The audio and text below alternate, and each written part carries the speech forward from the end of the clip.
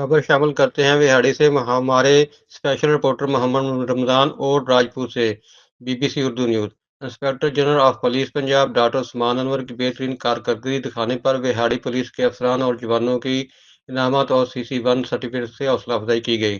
DPO Vehari Mansoor अमान, deputy commissioner Vehari Imrana Toqeer ने अफसरान में सर्टिफिकेट और इनाम तकसीम किए। रिटायर सब इंस्पेक्टर नेक मोहम्मद डाकुओं जबकि कांस्टेबल नबील शहजाद कच्चे के इलाके में दहशतगर्दों से बहादुरी से मुकाबला करते हुए जख्मी हुए, जिस पर इनको 2-2 लाख रुपए इनाम और सर्टिफिकेट से नवाजा गया। SHO Luddan Rashid Nadeem, SHO Gaggu Hasan Aftab Kayani, SHO ठिंगी Rashid Tarar, sub inspector Mukhtiar Ahmad और ASC मोहम्मद वकास गुम्मन को मंशियात फरोशों के खिलाफ कार्रवाइयाँ, अंधे कत्ल, ट्रेस और जराइम पेशा अफराद के खिलाफ बड़ी कार्रवाइयों पर सर्टिफिकेट और कैश इनामात से नवाजा गया।